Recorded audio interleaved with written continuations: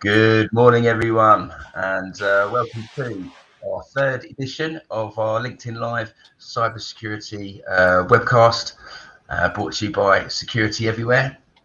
Unfortunately, the main leader, Francis, is unable to join us today. He's off on his holidays, so you're left with me to fill the gap. I am the security manager for Security Everywhere, so I work very closely with Francis in order to deliver the cybersecurity services to our customers. But we have a passion about being able to share and to educate and improve the knowledge out there so that we can all be more cyber secure and cyber safe, and we can all help to look after each other. So hence we started a Clubhouse audio group, which has then progressed on with the help of the wonderful Mac to our LinkedIn Live sessions. So thank you very much for joining us this morning. On the panel today we have Theo Nell from Stenat. He works as a consultant with Security Everywhere, delivering specific cybersecurity services, often going on site to rescue customers in their hour of need. We have Jack Bassett from Lockton Insurance, who's going to talk to us about the the effects that and the consequences of what can happen when there has been a cyber breach. Simon Newman has kindly joined us today from the London Cyber Resilience Centre. So obviously he's out there on the front line, fighting the good fight alongside myself and Francis. And then we've got all the way from the US of A, Daniel, who's a cyber consultant who specialises in threat intelligence. So welcome, gentlemen. Thank you very much for giving up your time this morning. So the topic today is email security. And this is, it's actually, when Francis said to me, right, what would you like to do? You're going to be running the session. What would you like to do? It was the first thing I said, because it's something I am incredibly passionate about. I live and breathe this stuff. And I've watched the sophistication and the, excuse me, the sophistication and the advanced techniques, the techniques developed, so they've become so much more advanced now. It is really, really hard to, in some cases, to tell what is a live and authentic email and what is a spoof, or worse, it's because somebody's actually, a known contact's had their account compromised. So you think you're talking to a known contact, and actually it's an attacker who's compromised their account. So so we're going to talk today about some of the things that we can do to protect ourselves, and how we can actually keep each other more safe with with the ever-increasing threat of attacks via email. And of course, with the recent launch of ChatGPT, the situation is only likely to get worse as attackers from foreign countries are being unable to use the natural language processing to become even more convincing, particularly when it comes to things like social engineering. So why is email security so important? Because 94% of all cyber attacks come in via email. It is the #1 attack vector, and there's several different ways that they go about trying to manipulate us to commit fraud, to steal our identity, and to take advantage of us. So from a personal point of view, I've seen the amount of phishing attacks go up by about 600% since the start of the Ukraine war. We're being very heavily targeted by Russia because we're such a close ally of Ukraine, and the the amount of attacks has just gone through the roof. It's really, really bad. The other thing that I was quite surprised about is the amount of romance fraud that's now going on again. I thought that was the days of the Nigerian prince and trying to get, you've inherited this much money, please send us a bit, or please, I want to come to the UK to meet you, please send me some money. I thought those days had gone 10-15 years ago. But what we found during the pandemic is, because suddenly people were locked at home and lonely and isolated, there's been a real increase in the amount of those scams that are going on as well. So if I could introduce our first speaker, Simon, if I can lead on to you, and if you could tell us a bit about who you are, what you do, the great work that the CRC does, and give us your points on email security and what you see out there on the front line. Thank you, Ben, and morning, everyone. I can't believe you've let Francis go on holiday, first of all. I'm shocked to hear that, but no, he does deserve a bit of time off. So as Ben mentioned, I'm Simon Newman. I'm the CEO of the Cyber Resilience Centre for London. We're part of a network of 9 centres across England and Wales, part of the new government's new national cyber strategy. We've got a resilience strand there, and we're funded by government, and in London, also supported by the Mayor of London as well. Focus for us is on SMEs, so very relevant for today, and helping them really reduce their vulnerability to common cyber threats, of which email security, as Ben quite rightly said, is one of the major things that we see. Some really interesting stats you mentioned then, Ben, and I guess just sort of starting off in terms of what we're seeing and also what perhaps government and policing are seeing more broadly. So you're right, phishing is still the number one most common and the most disruptive form of attack that we're seeing. And I think it's worth just pointing out that in our view, criminals generally are opportunists. So it's interesting when you're talking there about this idea of romance frauds and others being on the increase as a result of pandemic. Criminals are very good at identifying current trends, people's concerns, fears, etc. They latch onto that very quickly, and they adapt, and then are able to commit some pretty horrific crimes based on exploiting people's vulnerabilities at times of crisis and worries. What's really worrying as well, and if we use perhaps the government's cyber breaches survey, which was published a couple of months ago, and some really interesting statistics in there, not least that one around phishing, which you refer to, but also a concern that general cyber hygiene among small business in particular seems to be getting worse. So we estimate that around about 1/3 of businesses have suffered at least one cyber attack or breach in the past 12 months. But what the report says is that they think businesses, and certainly those at the smaller end of the scale, are much less able to spot whether they've been a victim of an attack than they perhaps were a few years ago. Now, there are a few reasons for that. One of those reasons is, understandably, we're in a cost of living crisis, which is happening not just in the UK, but internationally as well. We're recovering from the pandemic, and understandably, businesses perhaps are prioritising staying alive as more important than boosting their cyber resilience.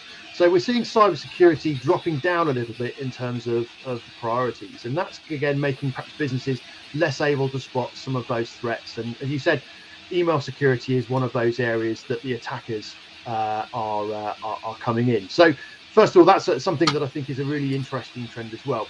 One of the other things, and maybe we'll talk about this in a bit more detail perhaps with some of the other guest speakers here, but there's another really interesting statistic from the cyber breaches survey, which says that just 1 in 5 businesses do any form of security awareness training. So when we talk about email compromise and email security and what to look out for, only 1 in 5 businesses actually do anything about it. So they don't train their staff, they don't help their staff for the simple things to look out for. And that's a real risk and a real area of concern. And certainly in the centre, we're working with City University and some PhD students there just to try and understand a bit around the behaviours of business, about what are the triggers that will hopefully improve the way that they respond to these types of threat. And then the final thing I just wanted to say, perhaps before handing over to others, it's really interesting, and I sort of understand you're talking about sort of evolving threats and different things we're seeing. Criminals are clearly getting better. If you look at over the last 5 or 6 years, the way that phishing attacks and business email compromise has evolved, they're doing more of their homework. They're getting more polished, and it's making it harder to spot for most organisations. But equally, I think generally, there's lots of great work going on by industry, by government, policing, etc., to try and raise that awareness. So I think it's just also worth noting that, as we said, criminals are constantly evolving the way they work. They're always trying to stay one step ahead of what we're doing, and really that important point about education, awareness, helping people understand what are the things to look for can make such a big difference. And it's a really easy and quick thing for people to do that will ultimately keep them much safer online.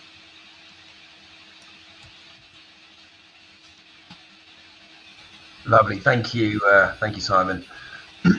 Right, Daniel, if I can come on to you, and obviously from a consultancy side, you're working closely with businesses. So if you could tell us about a bit about what you do and what you've seen with the email security and some examples of what you're actually doing out there to help businesses.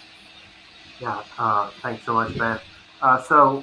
Primarily, my expertise when it comes to small and medium businesses is I design cyber exercises, help them understand the threat by kind of doing the fire drill for them, right? Let them see what these threats look like.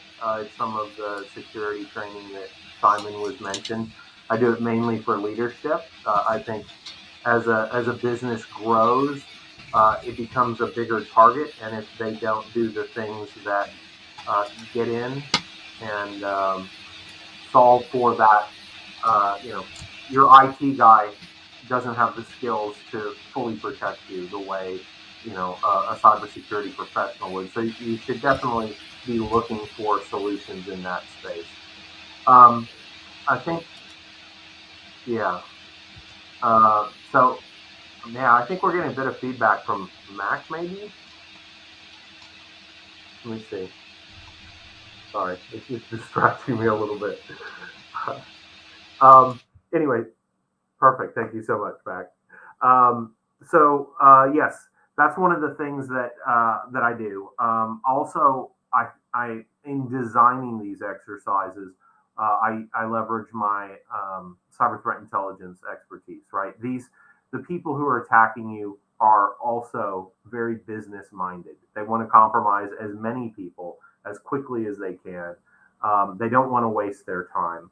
One of the things that I look at is what are the social engineering trends, and they go both directions, right? So, one, if I can actually sound like your boss and tell you to buy, $5,000 worth of gift cards and send me all the codes, that's great. If I can convince you I'm your boss, and I think some of the AI programs can help them do that, right? You could send sample emails from the person and say, craft me something in this language so that it fixes the grammar and other issues that scammers might get into if they're not well educated or if they're from a foreign country. The other side of that is, let's go back to the Nigerian prince scams. In those cases, they need you to successfully make bad choices so that you end up sending them money. So in that case, sometimes sounding legitimate up front wastes a lot of their time. So sometimes, they come across as, they only want the truly incredibly gullible to take that first step with them because they need them to go through all the hoops and send money. So in that case, there was a scamming group, I think, out of the UK that when they said that they were from the UK, nobody, they got a lot of time wasted. So they went back to saying, even though they weren't in Nigeria, they said they were from Nigeria so that they could get those people to click. So I think AI is going to be something you need to watch out for. Again, I would refer back to Simon. If I've never seen a scam email, if I've never heard that anybody asking me to send gift card codes is a scammer, if somebody wants me to pay for some cybersecurity services by buying, throwaway credit cards, preloaded, those are all big red flags. And if you haven't done the training with your people and they're not looking for those things, build in some checks, right? If I am asking you for something more than $250, send me a text, call me, something besides referring back to what you just got. Right? So that's what I've got, Ben. Pull me back in if you need me. Lovely, thank you, Daniel. And you make some very good points there regarding the social engineering, because from my point of view, what we see a lot of is the where new employees, they post on LinkedIn, I've just joined this company, and before you know it, they've had 2 or 3 emails from spoof emails pretending to be the managing director or a director, because all the attacker's got to do is go and find this information. They have automated bots that just go through looking at LinkedIn profiles for any new activity. Then they'll see the new company. All they have to do is look on Companies House and they can get a list of the directors. Very often, the directors' names may even be listed on websites. Then it's fairly, from the spoofing point of view, the one we tend to see, which is most dangerous, is what's called typo squatting. So that's where they'll actually register a domain, but instead of an O in the name, they'll use a 0. Or they'll use a very similar character, maybe a slight misspelling, use an M instead of an N, so that visually it looks like it's right. And unless you pay particular attention to detail, it's very easy for that to get missed.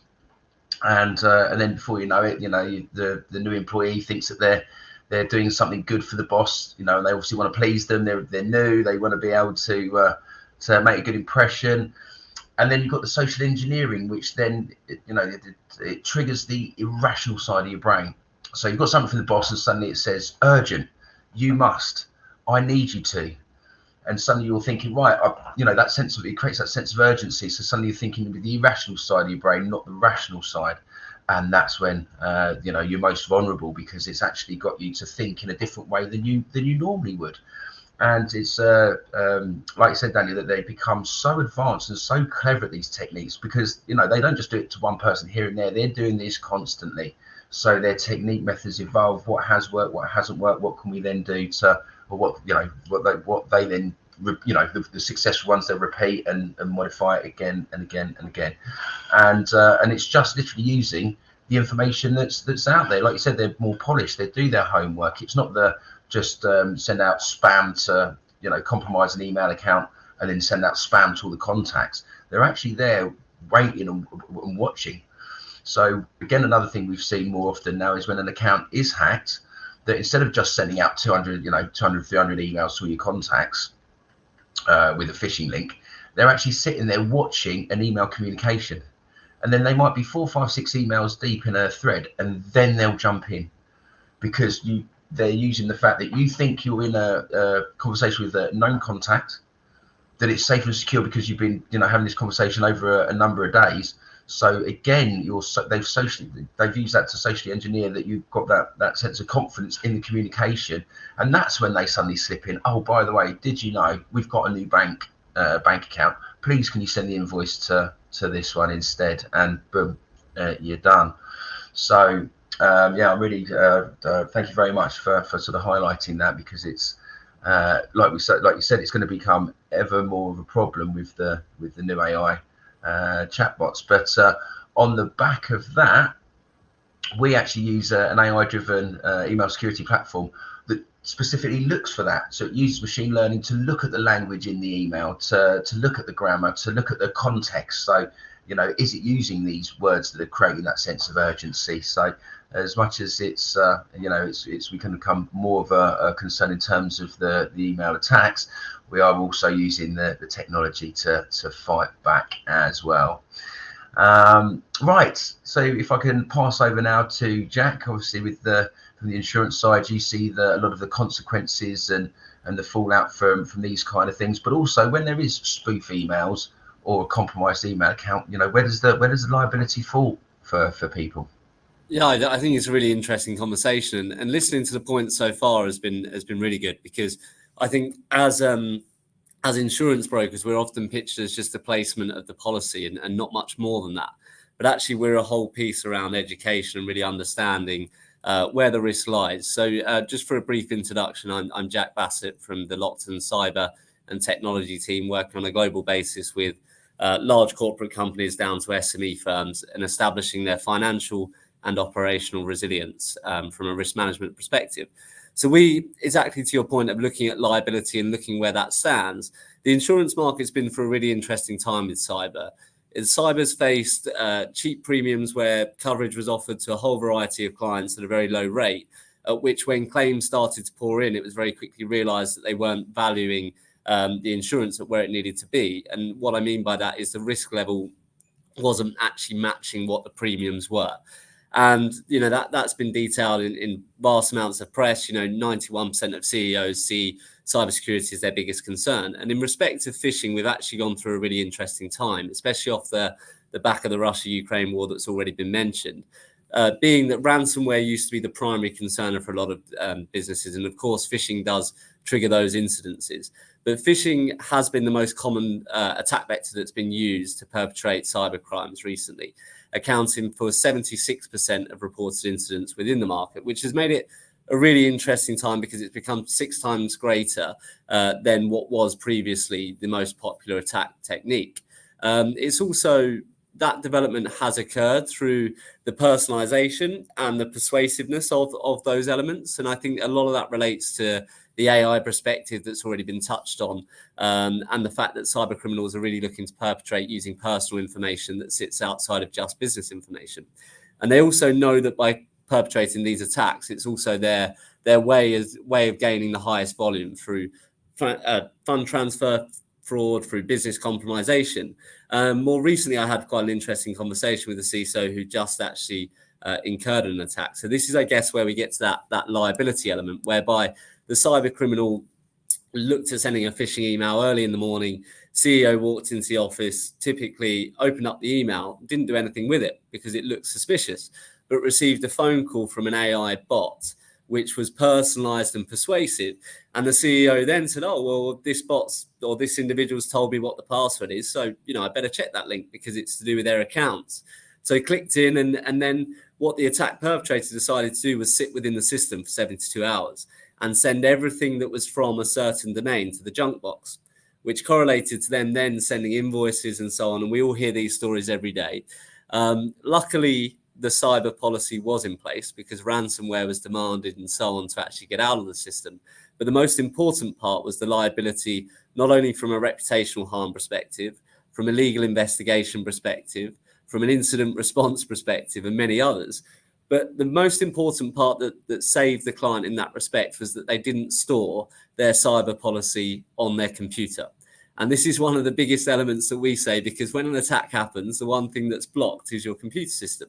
And often these are driven by phishing attacks. And if you've got email chains relating to your cyber insurance, that's often where a cyber criminal will first look, because if someone is insured, liability, of course, sits with that first party. And a cyber policy will cover first party, third party, and also incident response. And each insurer will vary in terms of what they provide. But the cyber criminal, most importantly, wants to know what's the most I can get out of this business. And if they know they have a cyber policy that sits with a limit of £2-3 million, of course, that's targeted instantly within a ransomware claim, because they know that they can get the volume there, get in and out, and insurers would look to pay in certain stances. And insurers are doing a lot of work at the moment around, with regards to phishing, looking at it's the biggest attack vector. How do we actually put layers in both prior to and after the event in terms of working with the governments to actually get that fund transfer fraud money back? So it's a really interesting phase that we're in at the moment. And I think Simon touched on this earlier around the people element and the cyber training. And what we've done as a marketplace is we've set a foundation of minimum requirements. And this is where we've done that bilingual element where we sit down with our clients, really look to understand and interpret their risks and say, how can we put together minimum requirements that ensure that there is a good level of cyber maturity? And a lot of that will sit with the people element of the business, because CEOs will often say, my biggest risk is if one of my employees click on an email. Well, it's also the CEOs that tend to be the ones that do that at certain levels and so on. So there's a real balance. And actually, if trained properly and provided with the right resource, what you can do is you can create a layer where people are your biggest asset to the business. And that's a conversation that we really need to flip. So whereby we're often just looked at as the policy placers and the people that will come in after a cyber claim occurs. It's not necessarily a case of if, but a case of when. And it's now from our position of how we can work alongside cybersecurity experts to have a balance of both prevention and also protection, and combining the two to secure both the SME world and the large corporate world. But yeah, hopefully that gives a display of where the insurance market is and how we perceive email compromise and phishing at the moment and where that stands. The last point I would add, Ben, before we go on, is with fund transfer fraud, cyber hasn't necessarily been designed to cover that. Cyber has been designed to cover, in your darkest day, your darkest hour, recovering the actual business element. So to those that are listening to this that are part of SME firms or large corporates or whatever it may be, my biggest advice would be to also look at a crime insurance policy, because crime insurance policies are there to be designed in the element of a crime taking place.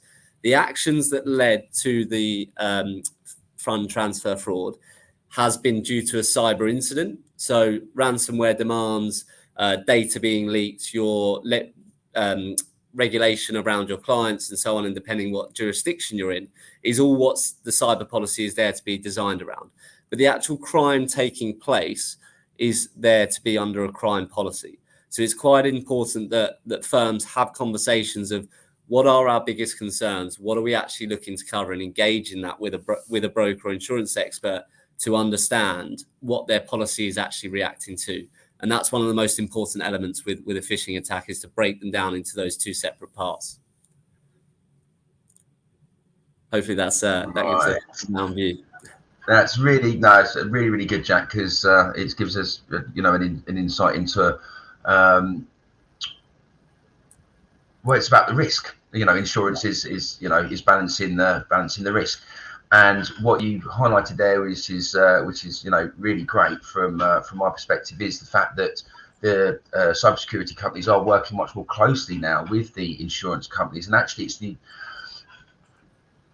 we, from a cyber professional's point of view, struggle with what's often known as the ostrich effect.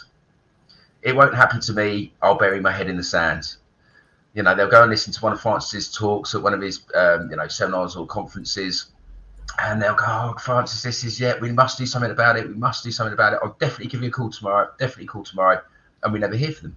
And then you might follow up or bump into them a few months later. What are you going to do? Well, I do realise it's scary, because at the time you get that emotional connection where, from the information that you're getting.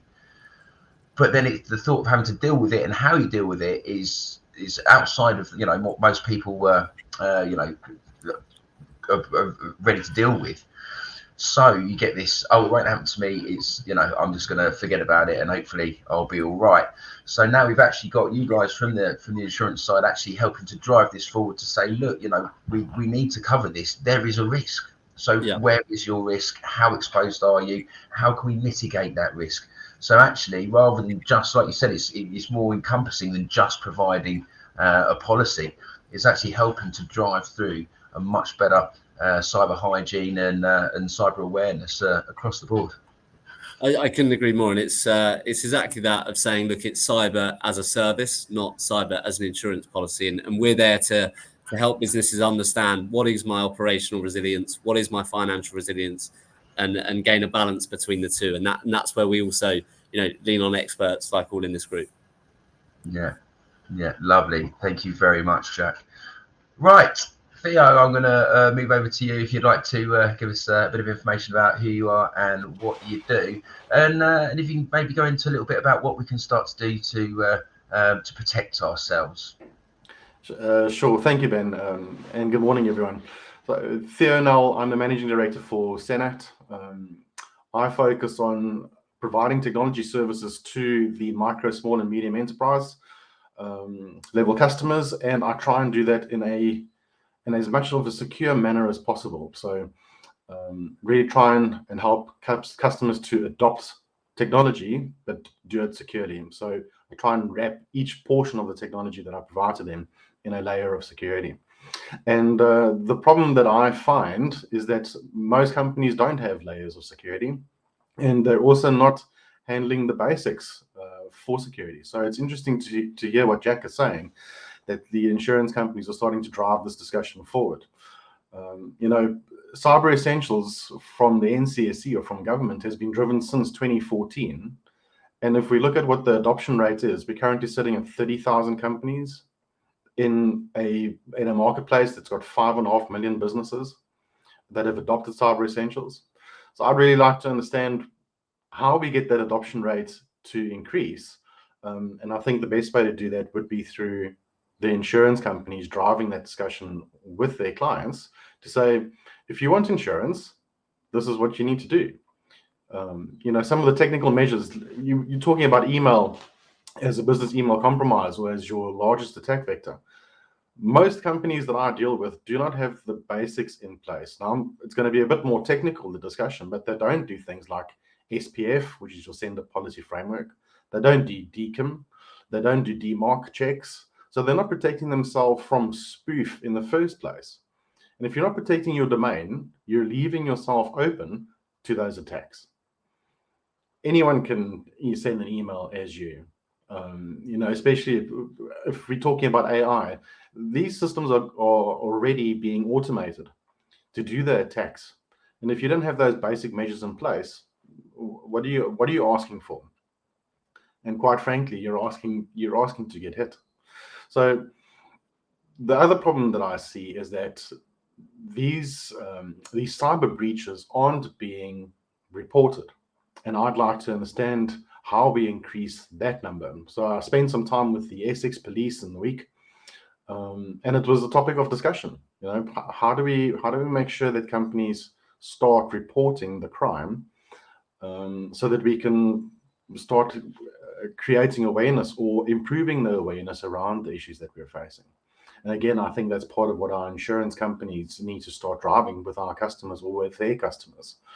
It needs to be a spearheaded effort so that we hit the customers where it hurts. If you're not going to put the measures in place, you're not going to get insurance. If you're going to get hacked, sorry. So I think it might be a bit harsh, but that's the reality of it. The cyber criminals don't care. They don't care if you're small, if you're big, if you're old, if you're young. They're going to take the money where they can. So do your SPF records, do your DMARC records or DKIM, and get your DMARC sorted out as a start, and then look at layering your security solutions on top of that. Have a system in place. There are many to choose from that will filter out spam or phishing emails. They will look at the DNS validity of the links within those emails. Do the stuff. It doesn't cost a lot of money. Thanks. Lovely, thank you, Theo. And I'm really glad you touched on the DMARC, DMARC and DKIM, because Microsoft did actually start to enforce DMARC. So for the people out there in the audience, you might have found that suddenly your email started to end up in people's junk folders. So what the DMARC record does is it's a record that the receiving email server can read to check that the email does actually come from the server it says it comes from. So it's a massive fight against fraudulent emails. And I mentioned typo squatting earlier. So that's using a slightly modified domain. With the spoofing, it's actually programming an email server to send out an email as your domain, even though it's not authorized. And DMARC will actually check that your email did come from an authorized server as described in your SPF record. So Microsoft, being one of the most spoofed companies in the world, really started driving this forward. And hence, if you're a Microsoft 365 customer, suddenly you might have noticed your clients' emails going into junk all of a sudden. Again, it's because they've got this missing DMARC record. But without it, as Theo said, that your domain is open for impersonation, and that might be an internal email. So, a new employee getting an email pretending to be the boss. But it also might be that they're sending it to your clients that you're completely unaware. So you don't know, because it's not actually affecting you directly, but actually they're impersonating your domain in order to commit fraud and again get them to change bank details and pay invoices to the wrong place. And to give you an example, one of our a lady that we worked with a little while ago, she's a recruiter, does C-suite and director level recruitment. So that's exactly what they did to her. They spoofed the domain, sent an email saying that this is our new bank details, and just by pure bad luck, she was due to have two invoices paid, both over 45,000 each. So she lost over 90,000, and it was just bad timing that they happened to have invoices to pay. It wasn't even that they'd compromised her account and been sitting there watching to pounce at the right time. It was just opportunist that they said, oh, this is money bank details, da da da da. But if for something as simple as having that DMARC record in place, would have stopped it, because the receiving email so would have said, well, that's failed its check. So straight away, it's a big red flag, and the chances are, if there's a proper security system in place, it's not going to get to to the inbox. And what I wanted to touch on just on top of that, because Theo, as you said, there are systems out there, of varying levels of sophistication and, the price tag to go with it. But please, for all those people out there, please do not think that the basic security included with the main providers such as Yahoo, G Suite, Gmail, and Microsoft 365 is good enough. Because while it does offer the very basic provision of security, now that the attacks are getting that much more sophisticated, we're seeing more and more attacks get through past the basic security systems, whereas an actual specialist email security system, which is designed to specifically do this, is constantly being developed and updated to spot new attack vectors or have updates in terms of the new methods that are being used. Then it can make a massive difference to stop those emails getting into the inbox in the first place. And while it's obviously important that the staff get training so that they've got an idea of how these things are arriving to us and the things to look out for. If you can strip out as much of that risk as possible at source by blocking it from getting into the inbox, then you're in a much better position than just relying on the basic security that's included with the mainstream providers. Right, we have the pleasure of two other panelists that I didn't get to introduce earlier. So we have Louise from AbSafe, who does wonderful work with children. She runs a charity, was the CEO for a charity in Scotland. And then we have the very talented Paul Newton, who has a very in-depth, I don't know how do I describe it, very in-depth understanding of how the social engineering works. So Paul, I'm going to start with, I'll come to you in just a moment, Liz, but Paul, if I'm going to start with you, and tell us a bit about who you are, what you do, and yeah, really go through it on the social engineering side for us, please. Okay, mate. I'm Paul Newton, the company's Mental Theft. I started out as a magician and an entertainer, and I went into mind reading, and I love doing mind reading. But what I enjoy now is nicking people's passwords and usernames through the mind reading skills and techniques. Do you know what, mate? I've spent years of being in front of thousands of people getting away with things, and now I work in cybersecurity. I have to bypass one person at a time. And to be honest with you, hoodwinking one person when my whole concentration on them is just easy for some of us, okay? I mean, we're on here talking about email security today. And to be honest with you, for people like me, for hackers like me, for people who are blatantly trying to bring down your company and take your bank accounts, your email is the golden goose of all of it. Okay, if I can hack in, let's say you're a gamer and you play a certain game and you put your email address to that game. If I can hack that game, I'm now going to see if your email and your password is the same for your actual email server. If it is, and I take control of it, then I'm going to change your two-factor authentication. I'm going to start changing your security protocols. I'm then going to find anything else you own that goes back to that email address. Okay, so now I'm going to your bank and I'm saying to your bank, oh, look at that, I messed my password up, can you reset it for me? Yeah, let's do the option where you send me an email to the email that I now control. When you came up with the subject of today's talk, mate, it was just, how do people not realize how dangerous this is? Okay, you've had I was listening earlier when I was having a nightmare with tech, and thank you very much to Mac, who sorted out my tech issues in the background while being on here. You're awesome, mate. I was listening, and one of the guys earlier said that 1 in 5 companies actually do training on security. What the hell? That means 80% of the country are ready for me to go and steal their bank accounts. Okay, and I'll happily do it. Okay, I'll probably then have to talk to Simon and he'll get me out of prison or something. But I'm doing this for a reason. If I can go in and break into your stuff while I'm warning everyone I'm going to do it, what are the scumbags going to do when they're staying hidden? And I'm sorry, I'm going to get off my soapbox now because it really winds me up. Bless you, Paul. Well, I was pleased when I saw you on the panel because I knew you'd be a great person to speak about this, because it's Francis has got a couple of tricks that he uses when he does his talks, where he just asks us a question and there's almost default responses. So you ask what, think of a colour, and then 70% of people say blue. Think of a vegetable, and it's always the same. Furniture, like table or chair, is always the same answer, and it's because we have these default reactions within us that whether that's been subtly done through just our social environment or what. I mean, that's where you have the in-depth understanding over me, but it's phenomenal the way that just the simplest thing can actually create a huge reaction with the with the target. But So, I had so I was in Stockholm last week for a talk for Nordic IT, and basically it brought together about 100 people that have similar skills to me.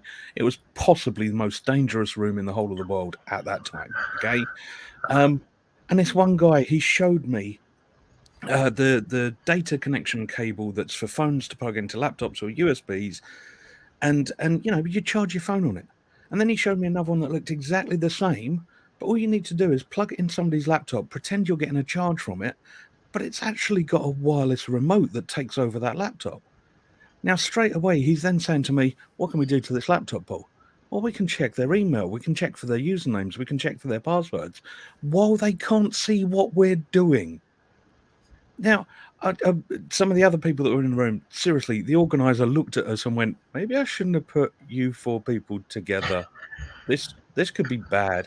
But the truth is, if us four can sit down and go, how much damage can we cause? And can we make a story? Can we show people what damage we can cause with this and do it real life? Now, the hard bit there, and Simon, I know you work cyber resilience, and I apologize for this, okay? The hard bit there is finding any companies that will let us use them as a live example. Because, oh my word, does something hit the fan once I've wiped out their bank accounts? Nobody wants to admit this is possible. But then it also annoys me. You've got Jack sat here talking about insurances, and whenever I go and do a talk and I say, right, how many people have got decent cyber insurance? If it's a room full of 150 people, it's normally about 10 of them. What the hell? Why? It's most of the time it's cheaper than your car insurance, and I don't think you want to go out and have a crash, do you? But, we've all got car insurance, we've all got life insurance, we've all got home insurance. And then these business owners aren't going, you know what? That silly little hack thing that could bring down my whole company and wipe out payroll for all of my staff that I love and care about. Now we won't insure that. So yeah, I'm going to keep on nicking stuff until everyone gets cyber insurance. Paul, I love the passion and the energy, and I feel your frustrations. I mean, it's great that's the whole point of having forums like and thank you for coming onto the chat today, so that we can actually have these conversations to start letting people know that as much as this is going on and as scary as it is. Honestly, thank you for inviting me. All the guys that you've got in this panel, some absolute legends in this industry, and they're brilliant. And Mac, thank you for helping out in the background, mate. Appreciate it. Right. So, Louise, if you'd like to introduce yourself and tell us a bit about what it is you do and how. And what I was going to ask you to do, Louise, is because obviously you work with young children, is how do they perceive these sort of threats coming through? I mean, obviously they're going to be more likely to be on social media platforms than direct email. But what kind of information are they getting from a young age about the sort of threats that are out there? I don't want to enrage Paul anymore, but constantly young people are not being shown the risk. They don't understand the risk. The more they go down the AI, the TikTok, the Instagram, the more they're separated from it. So they don't see it as a risk. They don't see it as a risk, as a physical risk. They don't see it as an emotional risk, and they don't see it as a mental health risk. So there are very few young people that we've worked with. And if we work with over 2,000 kids a year, I would say probably 0.02% have a context. And that's usually because their parents are police officers or solicitors.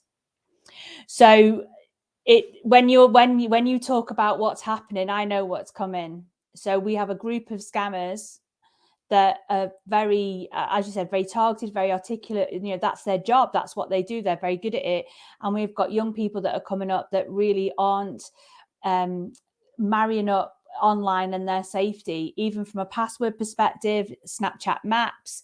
So I was talking to somebody the other day that's a doctorate, and she was talking about now on TikTok what they do. If you've liked a picture of a toddler falling over, for instance, and you are a kid, the algorithm is now marrying those two people up. So you've got adults who just need to like a couple of pictures with kids on it, and then they will marry those up with kids. So you have this natural, well, it's not natural, but you have this algorithm that marries vulnerable young people, because every young person is vulnerable to an extent, with predators online. So then they'll say, oh, I really liked your dance. Why didn't you do that in a t-shirt? You can see where that's going. So the simple things just around password protection, about, you know, making sure that their profiles are private too. On TikTok now, their algorithms are matching these two people just by liking that picture, will then link you to young people with similar pictures. So it's much more I suppose it can feel overwhelming, but it's like you point, if you do the simple things first and get used to that being part of your daily, like you get up and wash your face, you brush your teeth, do a bit of cyber cleansing in the morning, make sure that you know that your privacy settings are set, make sure that you, and people say, oh, it's really simple, but like Paul says, people aren't doing the simple things either. So don't go complex and feel overwhelmed by it, because that's why we have people like you lot on this panel, who are amazing, by the way, and I don't feel I should be here. But you have people that can help you with that. But you have a responsibility to do the simple things. So I'm a CEO of a charity, so I do the simple things. I make sure that, you know, that we have a system in place. I mean, we only have a small team, but I pay for insurance, cyber insurance, and I also pay for an IT guy who does my cyber safety.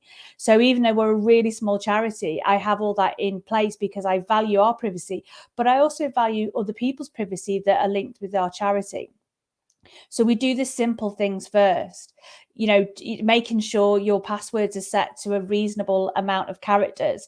Well, then, you know, Francis talks about low-hanging fruit. We talked about the kids, but finally, before I go, what we do is always update our cyber safety set. So we teach kids about cyber resilience, cyber safety. So now what we've done is we now get them on a journey where they have to pick out information and then create a person. So we're trying to make it real for them. So, you know, your great aunt's posted happy birthday, Jim.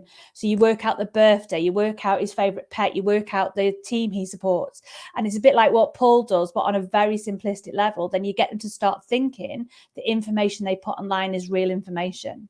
Because at the moment, they don't make those simple links. They just think it's, I don't know, it doesn't go anywhere. But we know that people are sat there watching and waiting. So yeah, that's kind of where we're at. But the simple answer to your question is that they don't know. Lovely, thank you, Louise. You make a really good point there about the lack of connection between our data, and because it's not a material thing that's in front of you, you don't have the same kind of emotional connection. And particularly once it's posted, it's then gone, it's forgotten, it's out of mind, and that in itself is one of the issues that we know, and the challenges that we need to overcome. But Francis and I did a careers event.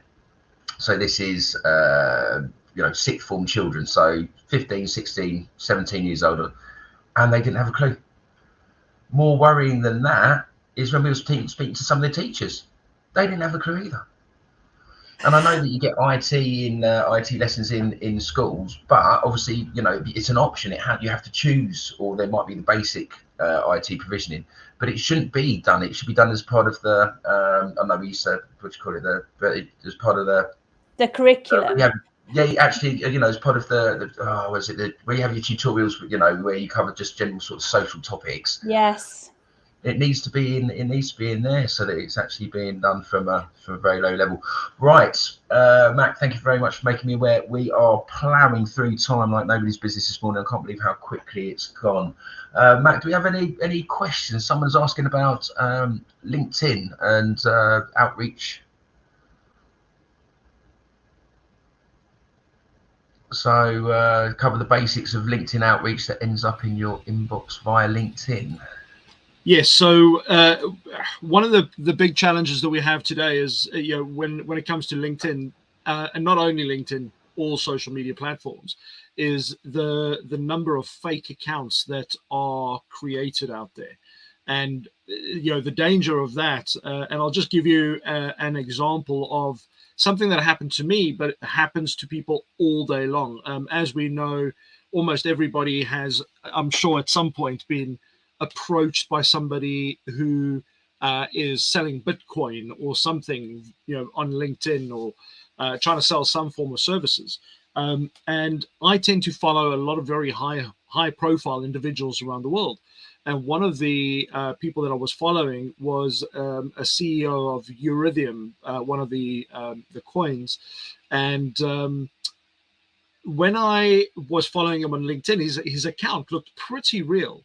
And I was checking out posts, but very quickly, because of all the things that I've learned from people like yourselves on this panel, I started noticing that there were some things that were just not aligned with typical things that he would post on, say, Twitter, as an example. And I thought, okay, this should be fun. Let me play around with this a bit. So I started a conversation with this individual, post them accepting my LinkedIn request, which was very unlikely that they'd accept my request straight off the bat, but they did. And that for me was one alert straight away. So, a flag. And then I checked the spelling of their name on LinkedIn, and he had a different nickname on LinkedIn than what he did on Twitter, as an example. So then what I did is, one of the things I did is on Google, you can go and search an image, as an example. So I took his profile picture, put it through Google image search, and found 9 different profiles for him on LinkedIn, each one with a slight difference in how his name was spelt. And an abbreviation of his name, then a full version of his name, then a slightly different. And most people just wouldn't notice those little things. Now, one of the things that, if you suspect something like this on LinkedIn, you see something suspicious, the beauty of it is you can go and report it. That individual doesn't know who reported it. But the benefit of this is LinkedIn will actually make people jump through a few hoops to get their accounts back on. So they'll ask them for things like an address, proof of address, and a proof of passport. So, the worst cases, and I've had this happen to me, where somebody reported my account because they just wanted to be safe. And I'd rather have somebody do that, and this was maybe 5-6 years ago, and I had to submit my passport as evidence. And for me, I actually felt quite happy with that process, because of the fact that I knew that, okay, so if somebody reports, the bar is quite high, and they are asking people to go and check these things out. Now, the reality is that person who ran that account came back to me in the chat and then said, hey, Mac, thank you so much for following me for the last 3-4 months. I'd love to put one of my personal account managers in touch with you to try and help you set up your own account, and we'll guide you through the whole process to ensure that you don't have the normal risks everybody else does. And the whole conversation sounded like he was just doing me a favor as the CEO of the company. But the reality was, when I reported and I sent him the links on Twitter to the 9 accounts, he was shocked that he had 9 people impersonating him. So, little things like this, and it ends up in your inbox because most people on LinkedIn set up their notifications to go into their inbox. So they get the message, and the links are then straight into your email inbox. And you think, well, it's come via LinkedIn, it must be safe. You click on that, and that's where the ball starts rolling. So I could talk about this for hours, but I'm conscious of time. So I'm gonna hand that back to you. But please, don't be afraid to use the report or block option on LinkedIn. Because the worst case scenario is at least they get taken off, and if they are who they say they are, they'll get put straight back on, and at least they've been alerted that there's something dubious about their account. Right, thank you, Mac. Right, well, we are coming up to the end of our hour. It feels like we've only been on for 15 minutes. It feels like we're only just getting started, really, and we've only just touching the tip of the iceberg with this. So just to bring it to a conclusion. So yes, this stuff is happening. Yes, we see it become more sophisticated. Yes, we're seeing a massive rise of the attacks, but we can do something about it. That comes in the form of training. It comes in about investing a bit in a proper email security solution. You know, obviously budget is a consideration, but where's your risk? What are you going to lose if you don't take, you know, for the sake of a few pounds now, it could save you thousands and thousands later down the line. Do the basics, DKIM, DMARC, SPF, and make sure they're right. Now that sounds like there's buzzwords going on there, but just a quick Google about email security will tell you about these things. There's online tools that can help you, or reach out to a company, companies like ourselves that have resources available that can actually help and assist you to do it, because a little bit of time and effort and a few pounds now will save thousands, hundreds of thousands, millions even later down the line. So it doesn't have to be scary. We can put in these, it's been mentioned a few times, these layers of protection, so that we've got trained staff, we've got email security stopping it getting to the inbox, we've got, in a worst case scenario, the insurance that will cover us in a in a worst case situation.